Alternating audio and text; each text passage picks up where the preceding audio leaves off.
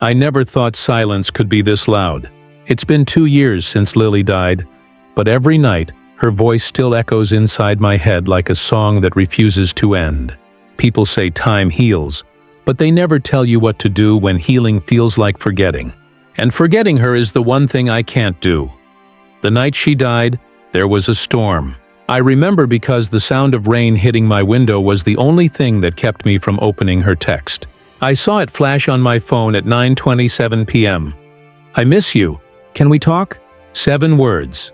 That's all it was. Simple, soft, familiar. I looked at it for a long time. My thumb hovered over the screen, but pride is a cruel thing. I thought, let her wait. She made me wait long enough. I turned the phone face down, rolled over, and fell asleep. The next morning, her mother called, and from that moment on, my world split into 2. Before the call and after. Before that call, I was just a stubborn boy in love. After that call, I was something else. A man who would spend the rest of his life trying to undo a moment he couldn't change. When I met Lily, she was chaos wrapped in sunlight. I was the quiet one, always overthinking, always watching life from the outside. She was the opposite.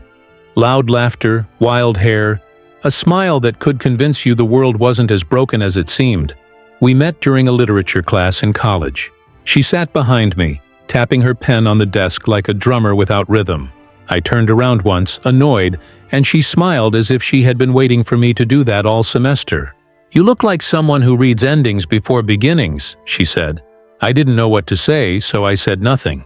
But I smiled. That was enough. By the second week, we were sharing coffee and unfinished thoughts. By the third, she had stolen my hoodie and refused to give it back. By the end of the month, I was writing poetry for her. Something I hadn't done in years. She made words feel alive again. We spent our college years building a world that existed only for us. Long drives, late-night pancakes, shared playlists, and the kind of conversations that make you believe in forever. She loved thunderstorms. I loved how she looked at the sky during one, like it was her secret. But forever has a way of ending quietly. It doesn't explode. It fades. Ours began to fade when life started asking questions love couldn't answer. After graduation, she wanted to move to Chicago for her art internship. I got a job offer in New York. "It's just distance," she said. "We'll figure it out." I wanted to believe her. I really did. But sometimes distance doesn't measure miles. It measures silence. The calls became shorter, the texts slower. Our good mornings turned into busy days.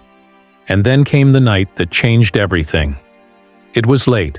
I had just gotten home after another endless day at work. My phone buzzed. It was Lily. She wanted to talk.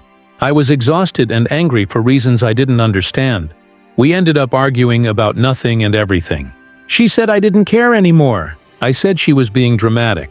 She cried. I didn't stop her. I remember saying something cruel. Something like, "Maybe we should just stop pretending this still works." There was a pause, a long, painful silence. Then she said, "If that's what you want." I didn't answer. She hung up. That was the last time I heard her voice alive. The next few months were hollow. We didn't talk. I tried to move on, deleted photos, ignored songs, filled my time with work. But grief hides in small things. The smell of her shampoo on an old hoodie. The song she sent me once. The word forever scribbled in my notebook. I kept running from her memory, but it kept finding me. And then came that text. The one I never replied to. I sometimes imagine what would have happened if I had answered. Maybe she wouldn't have been driving that night. Maybe she would have stayed home. Maybe she'd still be alive. But maybe is the cruelest word in the English language. At her funeral, I didn't cry. Everyone else did. But I just stood there staring at the framed picture of her. It didn't feel real. People came up to me saying things like, "She's in a better place," or "She wouldn't want you to blame yourself." But they didn't know. They didn't see the text. They didn't know how one unread message could haunt a man. After the service, her mother, Mrs. Anderson, came to me. Her eyes were red, her hands trembling as she handed me something wrapped in a soft blue scarf. "She would have wanted you to have this," she said. It was Lily's old phone. the one she never went anywhere without. I held it like it was made of glass. For weeks, I couldn't bring myself to turn it on. I left it on my desk, beside her photo, like a ghost I wasn't ready to meet. But one night, after too much whiskey and too many memories, I finally did. The screen lit up. Her wallpaper was still the same picture of us from her birthday. She was wearing my hoodie, laughing, sunlight in her hair. I stared at it until the image blurred through my tears. Her inbox was filled with drafts, messages never sent. 26 of them, all written after our breakup. I opened the first one. I saw your favorite coffee mug in a store today. I almost bought it but stopped. You probably already replaced it. Funny how easy it is to replace things. The second one said, I keep checking your Instagram like a fool. You don't post anymore. Are you okay? How the third broke me. I was going to call tonight but chickened out. You sound different in my head now. Quieter. I miss your quiet. By the time I reached the 10th, I couldn't breathe. I realized she'd been talking to me all along. I just wasn't listening. Every message was a conversation that never happened. A plea I never heard. That night, I made a promise. I wasn't going to let her words die unread. I started recording a podcast, just me, reading one of her messages each week, talking about what it meant, what I wish I'd said back. I called it the unsent letters. At first, I thought no one would care. But people did. Thousands listened. Some wrote saying it helped them forgive someone. Others said it gave them courage to speak before it was too late. Every episode felt like a confession, a way to let Lily live through me. But even after all these words, all these recordings, there's still one message I haven't read yet. The last one. The one written on the night she died. I've never opened it. It sits there waiting, like a truth I'm not ready to face. Tonight, I think I might finally read it. It had been 4 months since I started reading Lily's messages on my podcast. 4 months of opening wounds just to let the world feel them with me. Every Sunday night at 9 p.m., I sat in front of my microphone, turned off the lights, and hit record. I never scripted anything. I just read her words and spoke whatever came out of me. Some nights I cried halfway through. Some nights I laughed at the things she used to say. But every night ended the same way. Silence, followed by the soft hum of her favorite song playing in the background. People started sending me their own stories. A woman from Texas wrote that she finally forgave her mother after 10 years. A man from Manchester said he was going to call his ex-wife just to say thank you. I didn't plan to change anyone's life. I was just trying to survive mine. But maybe that's how healing works. Quietly, through strangers. One night after finishing an episode, I sat there staring at the blinking red light of the recorder.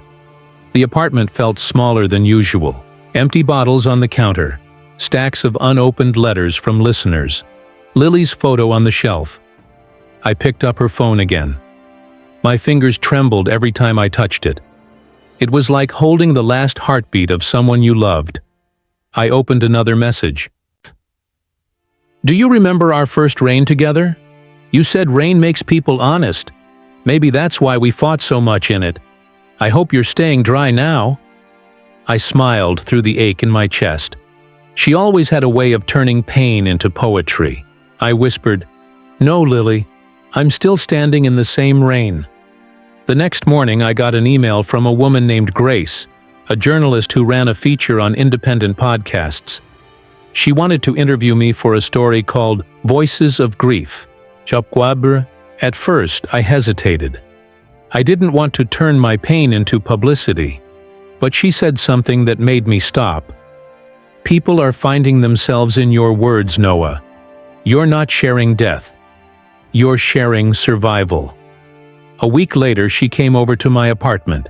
She was soft-spoken, kind-eyed, the kind of person who listened more than she talked. We sat across from each other at my small dining table. She asked me about Lily, about the podcast, about the messages. I told her everything except the last one. When she was about to leave, she looked at me and said, You know, sometimes we keep the last message closed because deep down, we already know what it says. Then she smiled sadly and walked away. Her words stayed with me for days. That night, I couldn't sleep. I kept thinking about what she said. Did I already know? Was I afraid of her last words, or afraid they'd finally let me move on? I poured myself a drink, opened my laptop, and decided to record something different. Not one of Lily's messages, but my own. "Hey Lily," I began softly into the mic. "It's me. I know you can't hear this, but I'm talking anyway. I read your words every week, and it feels like you're here. You know what's funny? People think I'm strong because I talk about you so openly. They don't realize I do it because I'm scared of silence, because silence is where your voice used to live." I stopped recording and sat in the dark for a long time. The city outside was alive, cars, sirens, the hum of neon lights. But inside me, everything was still. When I finally went to bed, I dreamt of her. Not the way she looked before she died, but how she used to be. Hair tangled in the wind, coffee cup in her hand, teasing me for being too serious. In the dream, she was sitting beside me, smiling, and said, "You're doing fine, Noah. You're just listening late." I woke up crying. The morning after that dream, I woke up with a strange kind of calmness. The kind that doesn't erase the pain but makes it bearable. I made myself coffee, opened my window, and for the first time in months, sunlight didn't hurt my eyes. My podcast inbox had exploded overnight. Listeners from all over the world were writing about how they felt connected to Lily, how her messages helped them face their own ghosts. Among hundreds of emails, one caught my attention. It was from Grace again. She wrote, "Your episode last night sounded like a conversation, not a confession. Maybe that's what healing really is, a dialogue with the silence." I read that line over and over again. There was something about her words that reminded me of Lily. Not in a romantic way, but in how both of them saw beauty in broken things. That evening, Grace texted me asking if she could drop by to give me something. When she arrived, she was holding a small USB drive. "A listener sent this to my office," she said. "He said it might be connected to Lily's messages." My heart skipped a beat. "Connected how?" I asked.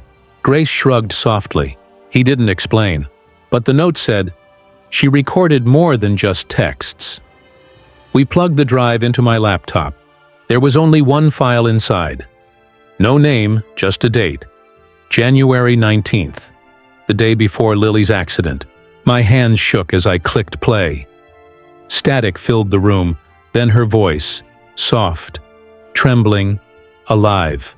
"Hey Noah," she began. "You're probably angry. You always are when I disappear for a few hours, but I wanted to record something before we meet tonight, just in case I don't get to say it later." Grace looked at me, eyes wide, but I couldn't look back. My world froze around her voice. "I know I've been distant. I've been scared, not of us, but of the future. You always say love is supposed to be simple, but maybe I made it too complicated. If I could make you understand one thing, it's this. I never stopped loving you.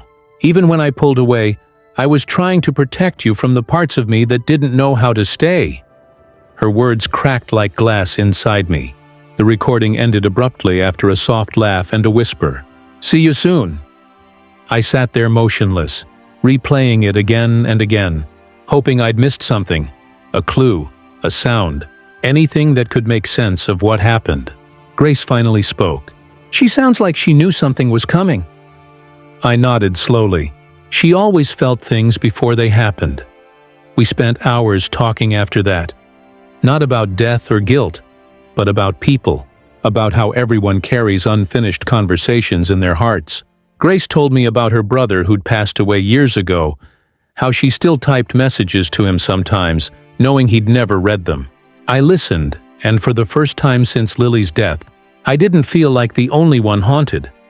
When she left that night, she said, "Don't stop reading her messages, Noah, but don't forget to write your own too." I didn't sleep. I sat by the window, listening to the city breathe. Around 3 a.m. I opened Lily's phone again and scrolled down her chat. Between her last two texts, I noticed something strange. A small paperclip icon I'd never seen before. An attachment, My pulse quickened. I tapped it, and a short audio file downloaded. Her voice again. "If you're hearing this, it means I didn't make it. But promise me you'll keep talking. Don't hide behind my words. Tell your own story." That was all. Just those words, but they hit harder than anything else she'd ever said. I leaned back in my chair, staring at the ceiling. She had known. Maybe not exactly how, but she had felt it. The end. And instead of leaving me with silence, she left me with purpose.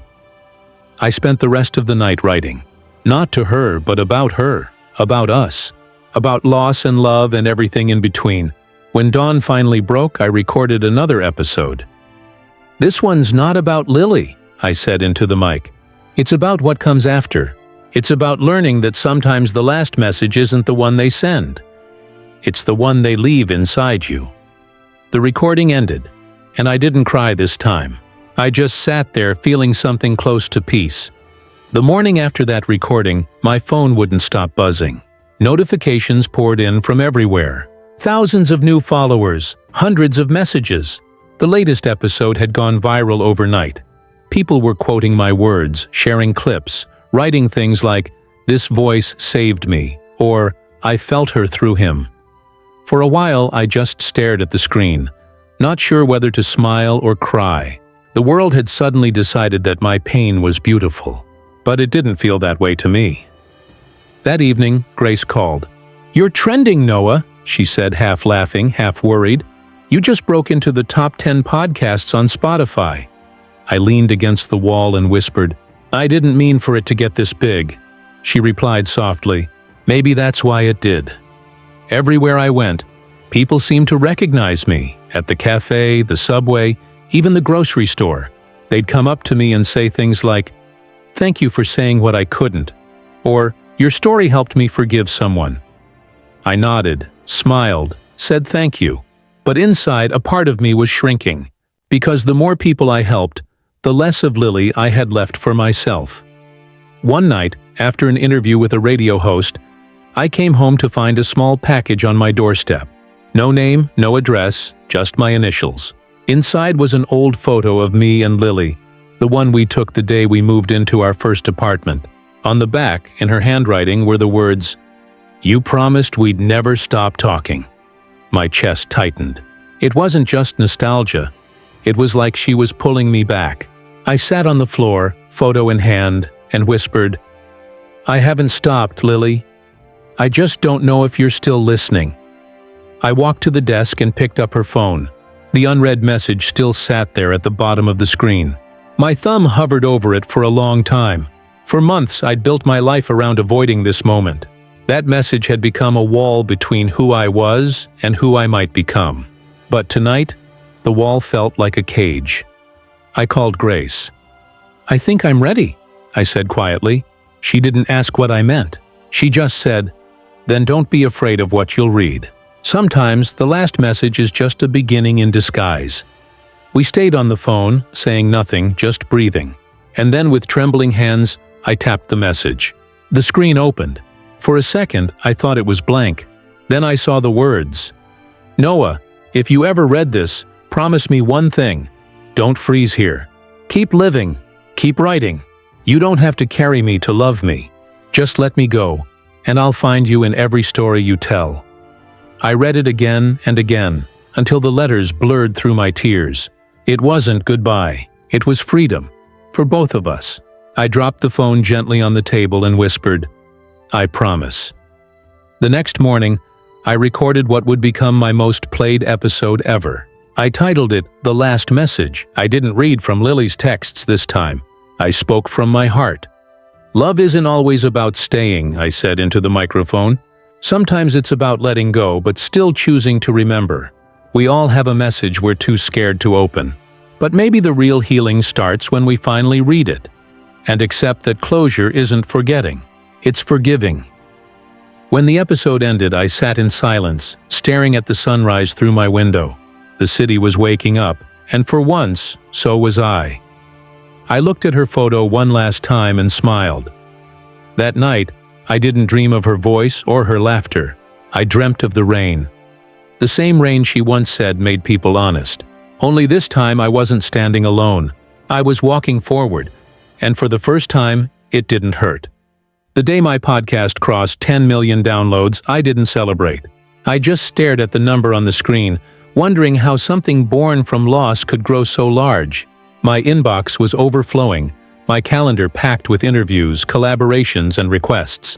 I was suddenly the man with the voice that made people cry, the storyteller of pain. But behind the microphone I felt hollow. Each time I said Lily's name, I felt it drifting further from the girl I actually knew, and closer to a myth I'd accidentally created. Grace was the only one who saw through it. She'd call sometimes just to ask if I'd eaten, or if I'd stepped outside. I always said yes, even when I hadn't. I was living inside my recordings, talking to a ghost and feeding an audience that craved the same heartbreak I was trying to heal from.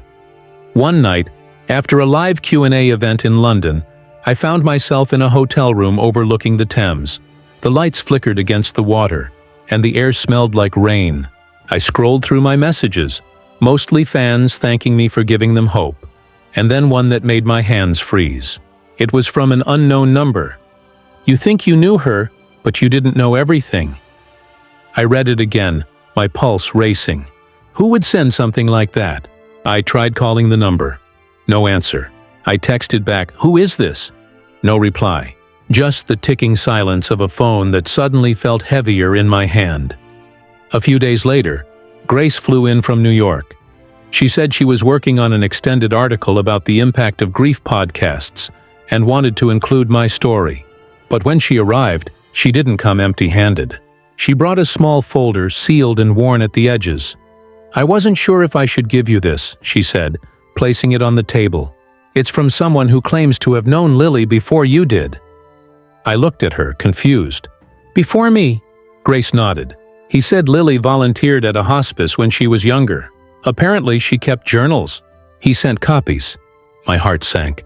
"Journals?" She hesitated. "You should read them, but only when you're ready." That night I opened the folder. Inside were pages scanned from an old notebook, Lily's handwriting unmistakable, delicate, alive.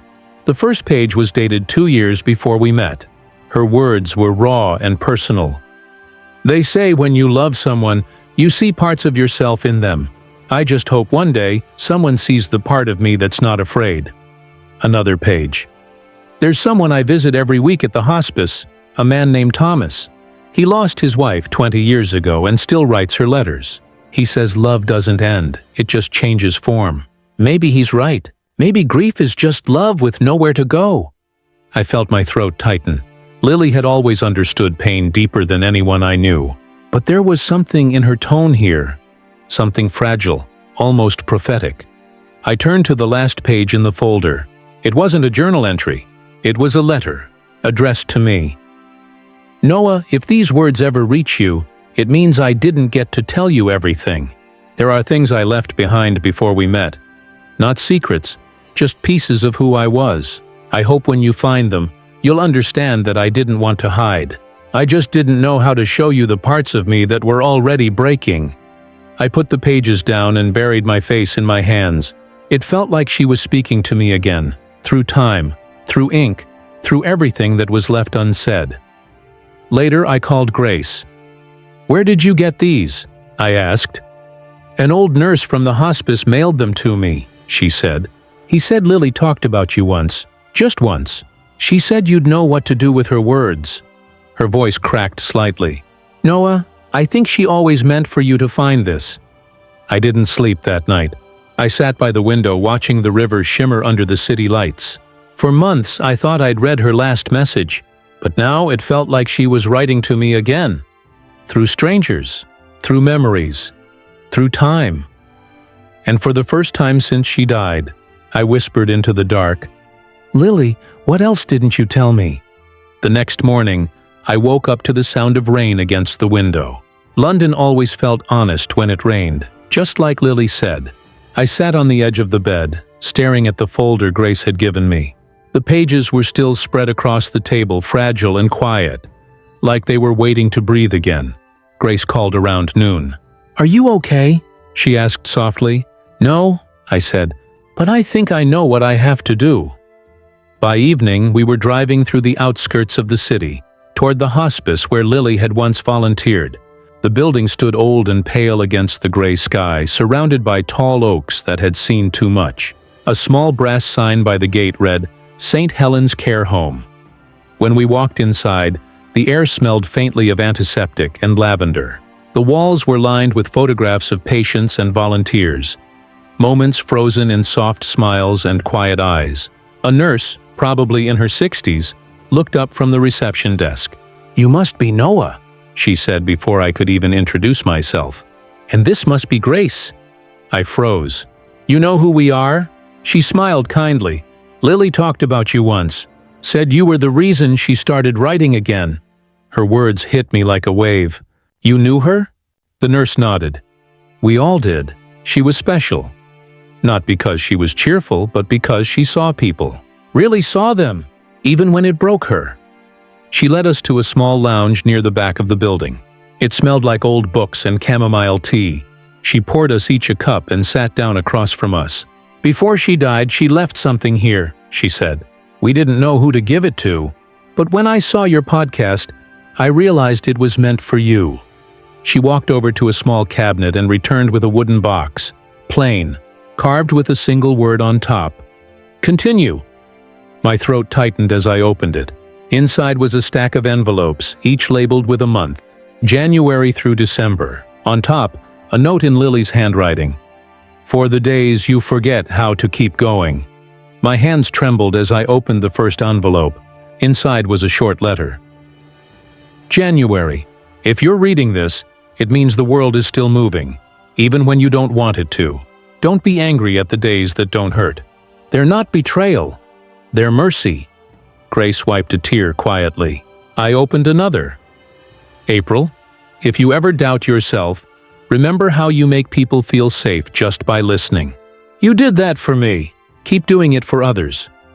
And then one more. "August, the world will tell you to move on, but grief doesn't work like that. You don't move on. You move forward, carrying love differently each time." By the time I finished reading, I couldn't speak. Every letter felt like a breath she'd saved for me, a heartbeat she'd left behind. Grace placed her hand on my shoulder. "She knew exactly what you'd need," she whispered. The nurse smiled sadly. She was writing those letters the same month she found out she was sick. She didn't tell anyone, not even us at first. But she said if she couldn't live long enough to comfort you herself, she'd write you a way out of the dark. I felt like the ground had vanished beneath me. I hadn't known. None of us had. She had been sick. And still, she'd spent her last months writing to everyone but herself. I stepped outside into the rain, letting it soak through my shirt, my hair, everything. I looked up at the gray sky and whispered, "You were still protecting me, even then." Grace came out and stood beside me. "You don't have to keep carrying this alone anymore," she said. I nodded slowly. She told me to continue. Maybe that's what I'm supposed to do now. Not just talk about grief, but help others live through it. For the first time in a long time, I felt something shift inside me. Not the absence of pain, but the beginning of peace. When we drove away from the hospice, I looked back through the rain-blurred window. The old building faded into the mist, but in my chest, her words stayed clear. Continue. 2 weeks after visiting the hospice, something in me changed. The grief didn't disappear, but it stopped drowning me. It became quieter, like a song I could finally listen to without breaking. I started a new project, something Lily would have loved. A community space called Continue. It was more than just a podcast now. It was a platform for people to share their last words, their goodbyes, their beginnings, letters, recordings, texts, anything that helped them heal. Within months, thousands of people joined. Some sent stories from hospitals, others from battlefields, some from empty bedrooms where silence had lived too long. Every voice felt like a thread connecting all of us through one truth: that loss doesn't end life, it just reshapes it. Grace helped me run everything. She handled the interviews, the editing, the endless messages from people who said our work saved them. I watched her grow softer yet stronger through it all, like she'd found her own version of Lily's letters. And me? I kept reading. Every story, every goodbye, every whispered confession. But no matter how far Continue reached, I never stopped missing her. That ache wasn't pain anymore. It was memory. Permanent, gentle, alive. One late night after finishing a recording session, Grace walked into the studio holding her laptop. "Noah," she said hesitantly, "you might want to see this." She handed it to me. On the screen was a message from an anonymous email address. The subject line read, "She left you one more recording." My stomach turned. "This can't be real," I whispered. Grace said nothing, just clicked the link. It led to an old audio file uploaded years ago to a private server. The timestamp was a week before Lily's accident. The moment her voice played, everything around me disappeared. "Hey you," she said softly. "If you're hearing this, it means you made it. I don't know how, but I know you did. I didn't record this for the version of you that's hurting now. I recorded it for the you that keeps going." My breath caught. Grace's eyes filled with tears. "I know you'll turn my words into something bigger," Lily continued. "You always had that in you, the power to make people feel seen. But promise me one thing, Noah. Don't let them turn our story into tragedy. That's not what this is. This is proof that love can outlive everything, even us." There was a pause, the sound of her laughing softly through the static. "You once told me you were scared of forgetting me. Don't be, because every time you speak with kindness, every time you listen to someone's pain without judgment, that's me. Still here, still loving you from wherever forever is." Then the recording faded into silence. I couldn't speak. I sat there, the weight of her voice pressing against my chest, and for a long time, I didn't know if I was crying or breathing. Grace touched my shoulder gently. "She was right," she whispered. "This was never about loss. It was about love that doesn't know how to die." I closed my eyes and let the tears fall. "I thought I'd read her last message," I said softly, but she was still writing, even in the silence. The next morning, I uploaded her final recording to the Continue platform. I didn't add music or narration, just her voice, pure, untouched, eternal. Within hours, it spread everywhere. People listened and wrote things like, "She spoke for all of us," and "I felt like she was talking to me." For the first time, I didn't feel jealous of the world hearing her. I felt proud that she was still helping people, still healing them the way she healed me. That night, I stood outside under the rain, the same kind that had once carried our fights and laughter. I whispered, "You kept your promise, Lily, and I'll keep mine." As the water ran down my face, I smiled for real, not because I was done missing her, but because I'd finally learned how to love her without holding on. And somewhere in that quiet rain, I swear I heard her voice, soft and familiar, whispering back, "Continue." It had been almost a year since I launched Continue. The studio had moved from my apartment to a tall glass building downtown, surrounded by the constant hum of city life. Our small team had grown to dozens of editors, writers, and volunteers who all believed in the same thing, that no goodbye should be forgotten. Every week, thousands of new stories arrived. Grieving mothers, soldiers, lovers, friends, people who'd lost everything and still found the courage to speak. The world had turned Continue into more than a podcast. It was a movement. Universities invited me to talk about empathy. Mental health organizations wanted to collaborate. News anchors called it a revolution born from heartbreak. But behind the lights and applause, I still woke up every morning missing her voice. Grief doesn't end. It just learns new languages. Grace had become my anchor through it all. She was there for every meeting, every sleepless night, every heavy silence. The way she spoke reminded me of calm water, steady, deep, real. Sometimes, when I caught her looking at me across the studio, I'd see something in her eyes I couldn't name. A tenderness, maybe, or recognition, like she knew the shape of my sadness because it matched her own. One evening after we wrapped an interview with a widow from Ireland, Grace lingered in the recording room. Everyone else had left. She looked at me and said softly, "You know, Noah, you never asked what I get out of all this." I smiled faintly. "I figured you liked chaos." She laughed quietly, then shook her head. "No, I do this because I know what it's like to lose someone and not have the words to say goodbye." I turned to her, surprised. "Your brother?" She nodded. "Yeah, he was only 21. Drunk driver. I kept thinking if I'd called him that night, maybe—" Her voice trailed off. Without thinking, I reached out and placed my hand on hers. "Grace, it's not your fault." She met my eyes. And for a moment, the world stopped. It wasn't romantic. Not yet. It was something deeper. Two broken people recognizing the same cracks in each other. After that night, something between us shifted. We started sharing coffee instead of just work. We laughed more. She'd tease me about my obsession with perfect audio levels, and I'd roll my eyes when she brought her cat to the studio. Slowly, life began to sound less like static and more like music again. But happiness, I'd learned, has a way of testing those who've known too much loss. It was a Friday evening when the storm came. Not the kind outside, but the kind that starts with a phone call. I was in the editing room finalizing a new episode when my phone buzzed. It was Grace's name, but the voice on the other end wasn't hers. "Is this Mr. Noah Carter?" a man asked. "This is St. Mary's Hospital. There's been an accident." The world tilted. My heart stopped.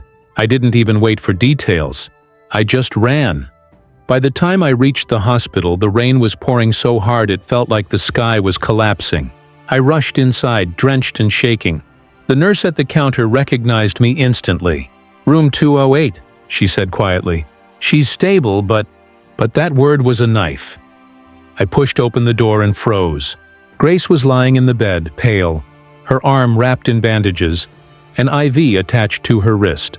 She looked up and tried to smile. "Guess I finally made the news too," she whispered weakly. I walked closer, my throat burning. "What happened?" "Car hit me at the intersection."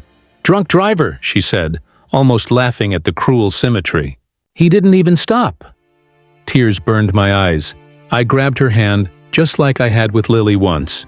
"Don't you dare leave me too," I said under my breath. She smiled faintly. "I'm not going anywhere, Noah. You've already lost enough." I sat beside her, silent, holding her hand until the rain outside stopped. The doctor said she'd recover, but something inside me didn't. I'd spent so long talking about grief that I forgot what it felt like to stand on its edge again. That night, I went back to the studio and listened to Lily's last recording. Her voice filled the room. "Don't let them turn our story into tragedy." I closed my eyes and whispered, "I'm trying, Lily. I really am." The hospital smell had become a part of my mornings. For 2 weeks I sat beside Grace's bed, watching her heal inch by inch. She'd tease me sometimes, calling me her bodyguard, her overly dramatic friend. But beneath her laughter I could see the fear she was hiding. The same kind of fear I'd once known too well. Some nights she'd wake up from nightmares, her breath shallow, her hands shaking.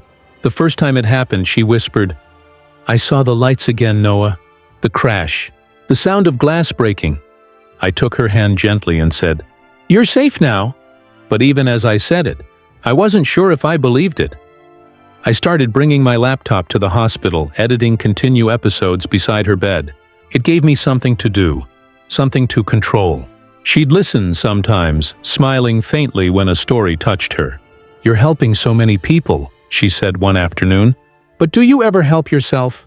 Her words hit harder than she knew, because deep down I hadn't healed. I'd only learned how to turn my pain into a project. Every episode, every recording. It wasn't closure. It was survival.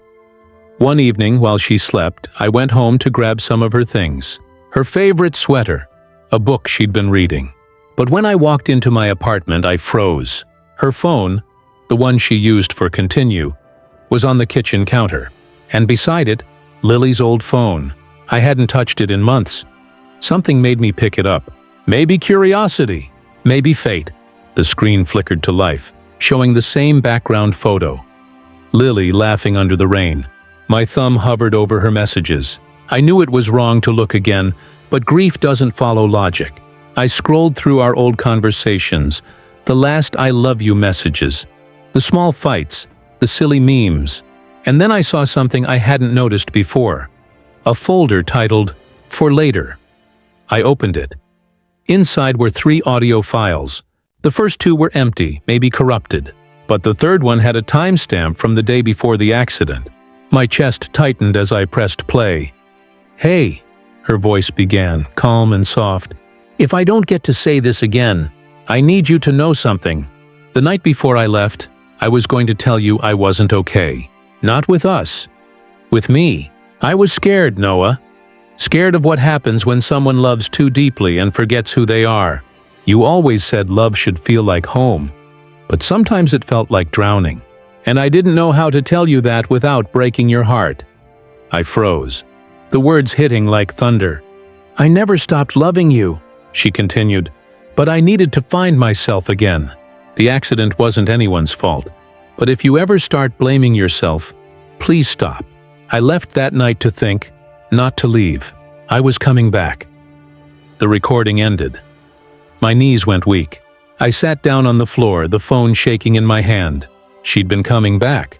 I'd spent years building my world around guilt, convincing myself that I'd lost her because I wasn't enough.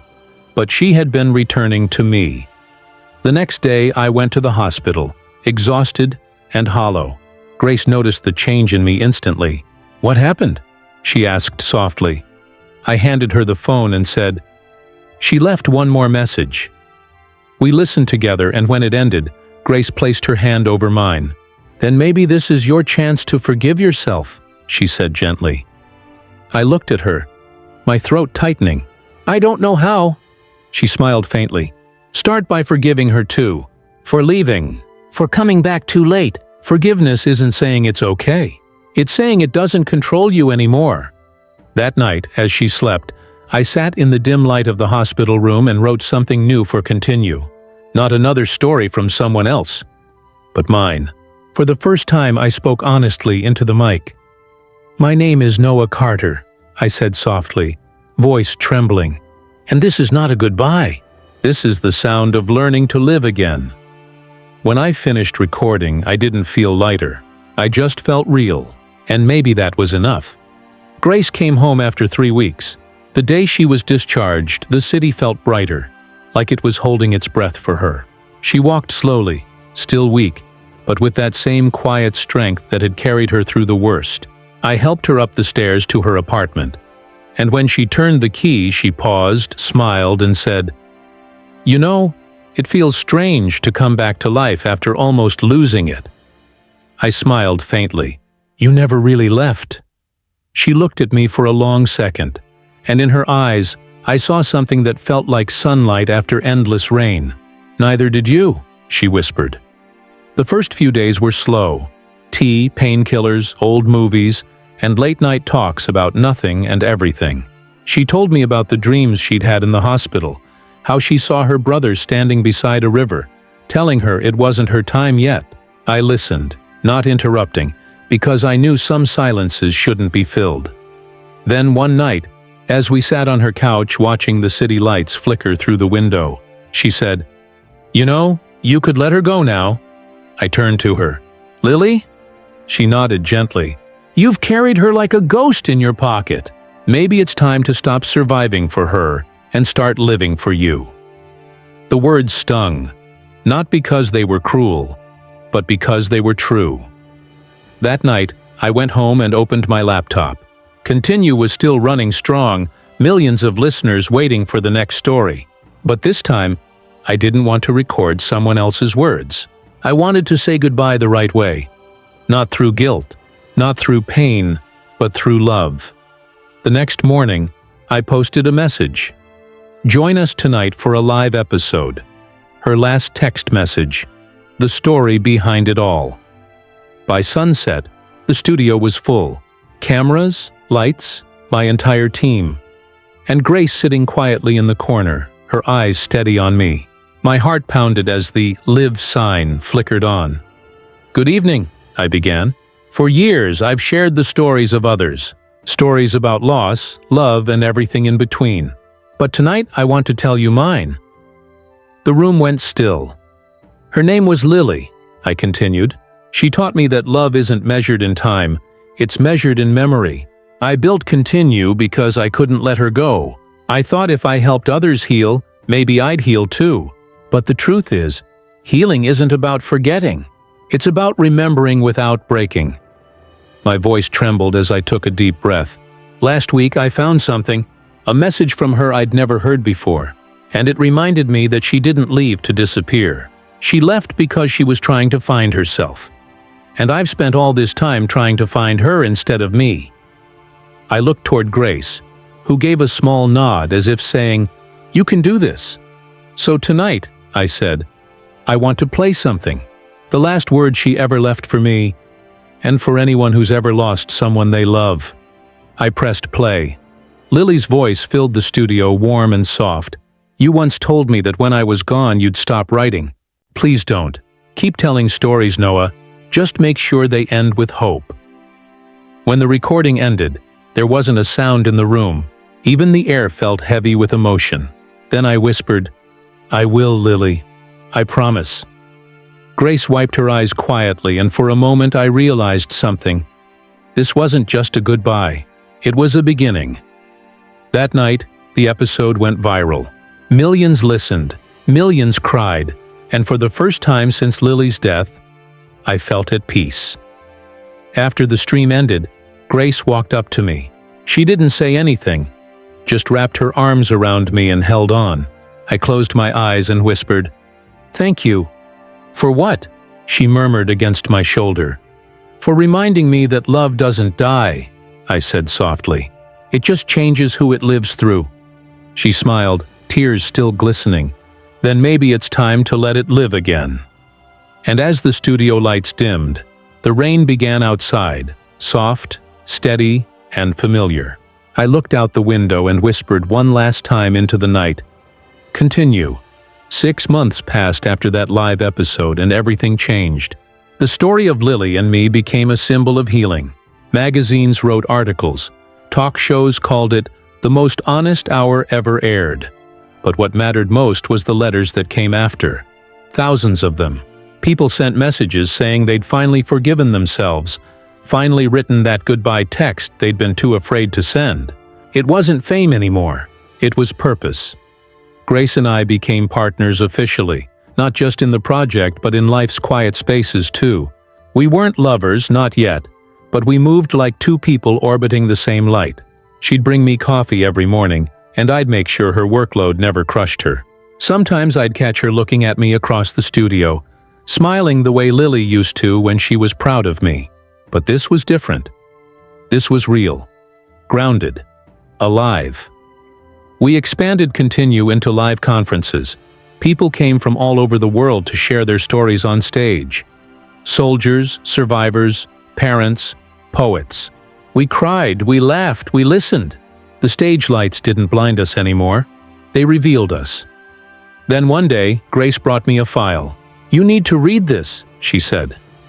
It was a submission from a woman named Evelyn. She was 72 from Boston, and her letter began like this. "My husband passed away 40 years ago, but I never deleted his last voicemail. Maybe because I was afraid that if I did, I'd lose the sound of love." Her words stopped me cold. I looked up at Grace. "You think we should feature this?" She nodded. "It's different. It's not just loss. It's devotion that survived decades." So we flew to Boston to meet her. Evelyn lived in a small house filled with framed photographs, sunlight, and silence. She greeted us with trembling hands but eyes full of warmth. "I used to listen to his voice every night," she said as we sat down. "At first it hurt, but then it reminded me I was loved once. Truly loved. Isn't that worth remembering?" I felt something shift inside me. Lily's memory flickered in my chest, but this time it didn't ache. It glowed. Evelyn led us to her living room where an old answering machine sat on the table. She pressed play. A man's voice crackled through the static. "Hey Eve, don't forget the umbrella. Looks like rain. I'll see you soon." That was it. Just an ordinary message. Yet it broke us both. Grace covered her mouth, tears streaming silently. I stared at the machine, realizing how sometimes the smallest words outlive the biggest moments. After we finished recording, Evelyn smiled at me and said, "You know what the secret to moving on is, dear?" I shook my head. "Stop trying to," she said simply. "You don't move on from love. You carry it differently." That night, Grace and I sat outside our hotel, the city lights reflecting in her eyes. "She's right," Grace whispered. "Love doesn't end. It just changes its form." I nodded. Maybe that's what continue really is. Not a place to forget, but a place to remember safely. She looked at me for a long moment. "You ever think about what comes next for us?" Her question lingered in the cool air. I didn't know how to answer, because part of me wanted to reach for her hand, and part of me still felt guilty for even thinking it. "I think," I said finally, "we're still learning how to live in the space between loss and love." She smiled softly. "Then maybe we're right where we're supposed to be." For the first time in years, the night didn't feel heavy. It felt open, wide, and infinite, like the future was quietly waiting for us to stop looking backward. But what neither of us knew was that the next story we'd tell would change everything again. Evelyn's story broke the internet. Within hours of its release, the comment sections flooded with messages. People were sharing their own voicemails, their own fragments of love they'd kept hidden for years. The episode trended on every major platform. For once, I didn't feel overwhelmed by the attention. It felt deserved, like we had finally built something that healed, not hurt. Grace and I spent the next few weeks touring, speaking at conferences, meeting people whose lives had been touched by Continue. I'd watch her on stage, confident and calm, her words reaching people the way sunlight reaches rooms that have been dark too long. But even amidst the applause, a strange emptiness began to settle inside me. Maybe it was exhaustion, maybe it was the feeling that we'd gone as far as grief could take us, and I wasn't sure what came next. Then, one evening, it came. We were in New York for a charity gala. The hotel room was filled with the hum of the city outside, traffic and laughter mixing with the low buzz of my phone. I glanced down, a new email notification. The subject line froze me. "You don't know the full truth about Lily." My chest tightened. I opened it. The message was short. "She wasn't alone that night. I think you should hear this." Attached was an audio file. For a moment I just stared at the screen, my heartbeat echoing in my ears. Grace noticed the look on my face. "Noah, what's wrong?" I swallowed hard. Someone sent a message about Lily. Her expression shifted instantly. Concern, confusion, fear. "Do you think it's real?" "I don't know," I said quietly. "But I have to know." She walked over, sat beside me and said, "Then let's listen together." I pressed play. A man's voice crackled through the speakers. "My name's David," it began. "I used to work with Lily at the firm. The night she died, she called me. She said she was going to see someone who had been blackmailing her about a case she was working on. But she told me she'd handle it. The next morning, I heard about the accident. I didn't say anything then because I didn't want to ruin her name. But after hearing your podcast, I think she deserves the truth." The recording ended. Silence. Grace spoke first. "Noah, this could be fake. People send things like this all the time." I nodded, but my hands were trembling. "I know, but what if it's not?" I felt my stomach twist. Everything I thought I'd buried. The peace, the acceptance. It all cracked open again. What if her death wasn't just fate? What if someone had pushed her there directly or indirectly? Grace reached for my hand. "Listen to me. Even if it's true, even if there's something else behind it, you can't let it consume you again. You've come too far to drown in it." Her words made sense, but the ache inside me had already woken up. "If there's truth out there," I said quietly, "I owe it to her to find it." That night, I couldn't sleep. The sound of that man's voice kept echoing in my head. She wasn't alone that night. Those 5 words clawed at every piece of peace I'd built. At 3 a.m., I got up and opened my laptop. I replayed Lily's last messages, her last audio, her words about finding herself. I zoomed in on the metadata of her final recording, the one she'd made before the accident. It showed a location tag I'd never noticed before. Not her apartment, not the route she usually took. Somewhere out near the old industrial pier. My pulse quickened. Grace woke up to find me sitting by the window, eyes red from sleeplessness. "You found something, didn't you?" I nodded slowly. "A location, a place she went that night." She hesitated. "And you're going there, aren't you?" I looked at her. "Would you come with me?" She sighed, rubbing her eyes, then nodded. "Of course I will, but promise me something, Noah." "What?" "Whatever we find, don't let it rewrite the love you've already made peace with." I tried to smile. "I'll try." But deep down, I knew. The moment I opened that file, everything changed. I was no longer the man healing from grief. I was the man chasing ghosts again. The next morning, the city was still half asleep when we drove out toward the docks. The industrial district was old and mostly abandoned. Cracked pavement, rusted gates, the sound of seagulls echoing over the cold gray water. I parked near the pier, the wind biting against my jacket, and for a second I just stared at the place Lily's phone had pinged for the last time. Grace stepped out quietly beside me. "It's colder than I thought," she murmured. I nodded, my eyes fixed on the horizon. This is it. This is where she came. We started walking down the broken wooden pier. Each step creaked like it remembered something. There were old warehouses on one side, half-broken lights still hanging from the posts. I imagined her standing here, phone in hand, rain falling, waiting for someone. My stomach twisted at the thought. We reached the end of the pier where a small storage shed stood, its metal door rusted but still locked. Grace ran her hand over the surface. "Looks untouched for years," she said. I crouched down, noticing a faint engraving near the door, barely visible under the rust. 3 letters carved into the metal. LC. My breath caught. Her initials. Grace frowned. "Noah, this doesn't make sense. Why would she come here?" I pushed open the loose side panel and stepped inside. The air smelled of salt and dust. Old crates, a broken chair, and stacks of forgotten papers scattered across the floor. Grace shone her phone light around until it hit something small. A flash of silver under the debris. She bent down and picked it up. A keychain. A tiny metal feather. The same one I'd given Lily on our first anniversary. My throat tightened. She was here. Grace looked at me, her voice low. Then whoever she came to meet met her here. We searched the place in silence, every shadow feeling heavier than the last.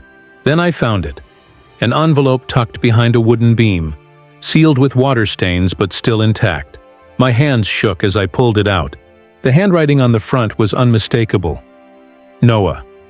I opened it. Inside was a single sheet of paper, smudged from time and moisture.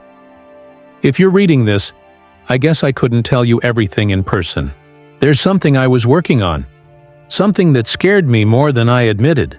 But please don't go looking for answers. Some truths don't heal. They only reopen wounds. If you ever find this, it means I trusted the world enough to give you closure. Don't let the past own you, Noah. Let it teach you. Her signature bled faintly at the bottom. Love always, Lily. Grace read it over my shoulder, her voice breaking. She left you peace, Noah. Not secrets. Peace. I stood there, the letter trembling in my hand, tears sliding down without permission.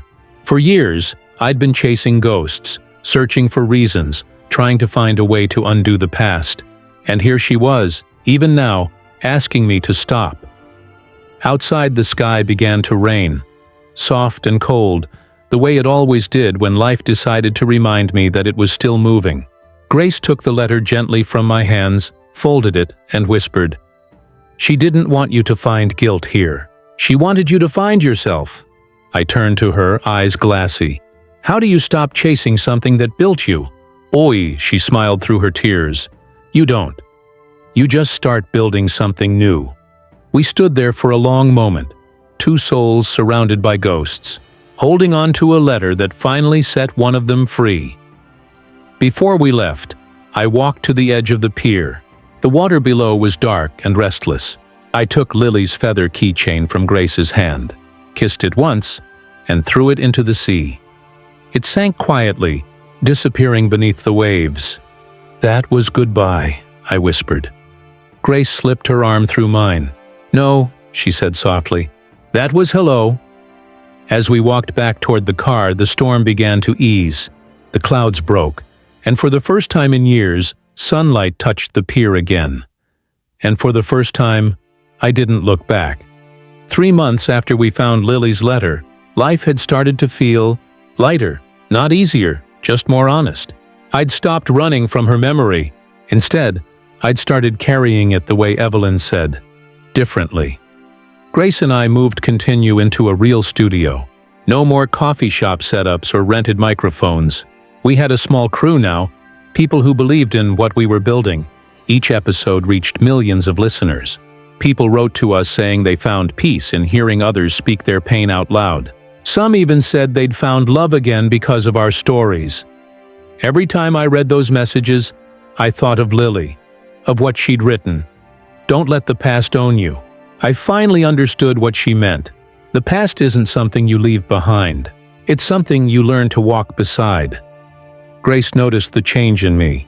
"You smile more now," she said one morning as we reviewed new submissions. "Do I?" I asked, sipping coffee. She nodded. "You used to carry every word like it was weight. Now you carry it like it's meaning." I laughed softly. "That's because you taught me how." She smiled, and for a moment neither of us looked away. The room felt still, quiet in a way that made my heartbeat feel too loud. Later that day, we started recording a new story. A soldier who'd lost his best friend in Afghanistan. His last message was a voice note saying, "We'll be home soon." The simplicity of it hit me hard. When the recording ended, I just sat there staring at the microphone. Grace touched my shoulder. "Hey, you okay?" I nodded slowly. "Yeah, it's just strange. Every story feels like a mirror lately." She tilted her head. "Maybe that's what healing looks like. Seeing your own story in someone else's, and realizing it doesn't hurt the same anymore." That night, after everyone left, I stayed back to edit the episode. The studio was dark, except for the blue light of my computer screen. As I listened to the soldier's voice again, I felt something shift. Not pain this time, but gratitude. Then my phone buzzed. A text from Grace. "You left your notebook here again. Also, stop over-editing. It's already perfect." I smiled. For some reason, her texts always felt like warmth in the middle of cold nights. The next morning, she came in early. Her hair was still wet from the rain, a scarf wrapped around her neck. "You really stayed till 2 a.m. again?" she asked, handing me a bagel. "Guilty," I said. "I like the silence." She laughed softly. "Or maybe you just like hiding from sleep." "Maybe," I admitted. For a while we worked in comfortable silence, but then she said something that caught me off guard. "Noah, do you ever think Lily would be proud of what you've done?" I froze for a second, then I nodded. "I think she'd be proud of us, because Continue isn't about me anymore. It's about every voice that thought it was too broken to speak." Grace looked at me for a long time, then said quietly, "You know, sometimes when I talk to you, I feel like I'm talking to someone who's halfway between goodbye and beginning." I blinked. "What does that mean?" She smiled sadly. "It means you're still afraid to love again." The words hit me like a slow ache. Because she was right. I was. I didn't answer. She didn't push. Instead, she just leaned back and whispered, "When you're ready, don't run. Just tell me." She left the room, leaving only the echo of her words behind. That night, I went home and sat in the dark for a long time. The city lights flickered through the blinds, and for the first time, I replayed Lily's letter in my head. Every word, every pause, let it teach you. And maybe that was it. Maybe love's second chance doesn't start when you forget the first. It starts when you're brave enough to live again. I picked up my phone and typed a message to Grace. Then I deleted it. Then typed it again. Finally, I hit send. "Thank you for waiting. I think I'm ready." The next morning, I reached the studio early. The air felt different. Lighter, expectant. like the world was holding its breath for something about to change. Grace was already there, sitting by the window with a cup of coffee, staring out at the rain. She turned when she heard me. "You got my message?" I asked softly. She nodded once, eyes shining just enough to betray everything she was feeling. "I did, I read it twice. Maybe 3 times," I smiled nervously. "And?" She exhaled, setting the cup down. "And I don't know if I'm supposed to cry or laugh or run to you." "Maybe just stay," I said. For a long moment she didn't move. Then she stood, walked over and stopped just close enough that I could feel her breath. "You sure you're ready, Noah?" she whispered. "Because loving someone after loss, it's not easy. It's like learning how to breathe all over again." I nodded. "I don't want easy. I just want honest." That broke her. Tears slipped down her cheeks. And when she leaned into me, it didn't feel like a new beginning. It felt like coming home. We didn't kiss right away. We just stood there holding each other. 2 people who had spent years carrying silence, finally finding words without speaking. Later that day, we went live with a new episode. It wasn't planned, wasn't scheduled. I just hit record and started talking. "Today's story," I said, my voice steady but trembling beneath, "isn't about goodbye. It's about what happens after. It's about how grief doesn't end. It evolves. And sometimes, when we're lucky, it brings us someone who helps us live again." Grace looked at me across the table, her eyes full of quiet understanding. She picked up her mic and said, "Maybe love isn't something we find once. Maybe it's something that keeps finding us. In different faces, different moments, different forms." We recorded for an hour without a script, just truth. We talked about Lily, about loss, about forgiveness. We talked about how love after grief isn't betrayal. It's continuation. When the recording ended, neither of us spoke. The silence between us wasn't heavy anymore. It was peaceful. That night, I uploaded the episode. Within hours, the messages started pouring in. "I just told my son I love him after 3 years of silence." "I threw away my husband's last voicemail today, and for the first time, I didn't feel guilty."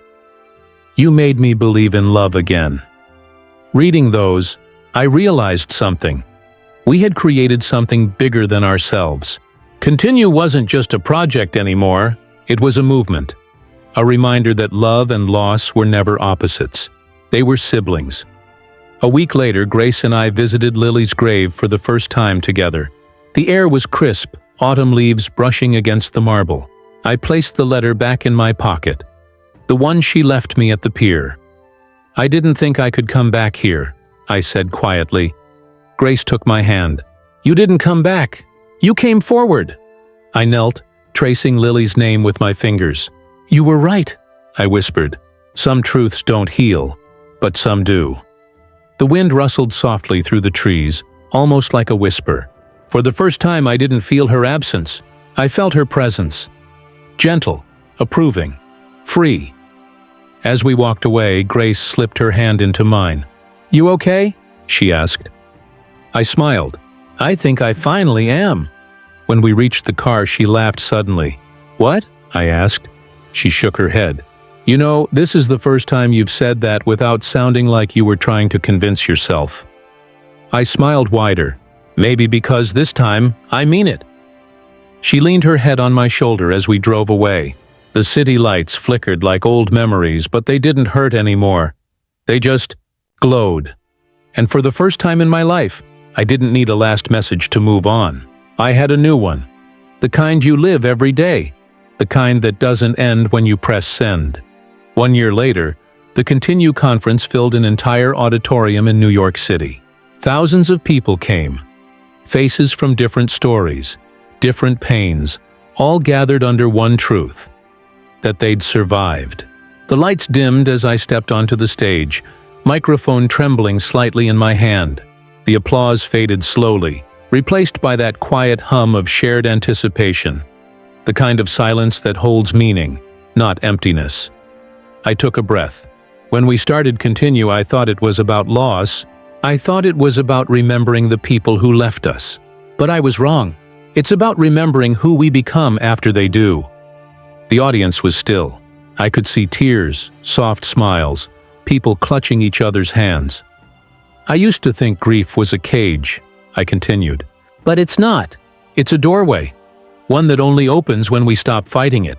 I lost someone I loved. I lost myself trying to understand why. And I found her again, in every story that you told me, in every message that you sent. A hush settled over the room. The words weren't rehearsed. They were raw, coming from a place deeper than I'd ever spoken from before.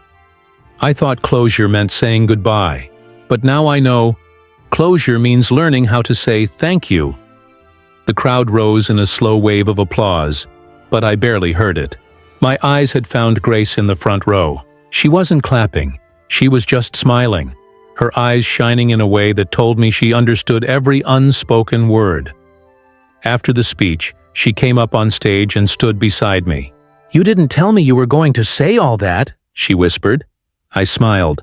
"I didn't know I was going to." She laughed softly, shaking her head. "You really have no idea how many lives you've changed, do you?" I looked at her, my voice low.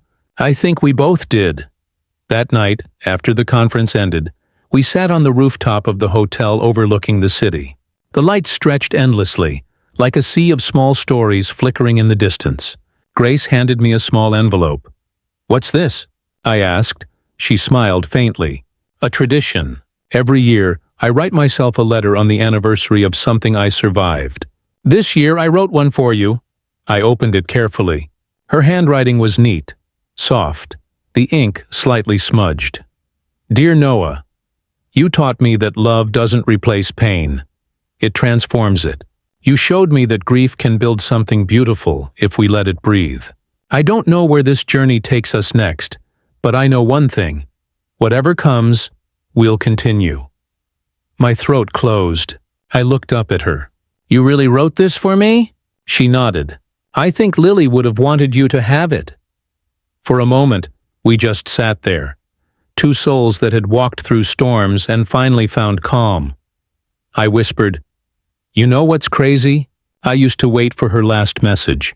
Now I realize, this is it." Grace tilted her head. "What do you mean?" "This," I said softly, gesturing to the city, to her, to the world still spinning. Every heartbeat, every word, every moment that comes after loss. It's all her message. It never stopped. I just had to keep listening." She smiled, tears glistening in the city lights. "Then promise me something." "What?" "That you'll never stop listening." "I promise." The wind picked up, cool and calm, carrying the faint sound of laughter from the streets below. Grace leaned her head on my shoulder. For the first time in a long, long time, I felt whole. Not because the past was gone, but because it finally had a place to rest. The city lights shimmered like constellations. Somewhere, I imagined Lily smiling, not as a ghost, but as a quiet part of me that finally found peace. I closed my eyes, took a deep breath, and whispered the words that had once started it all. Sometimes the last message isn't goodbye. It's just, continue.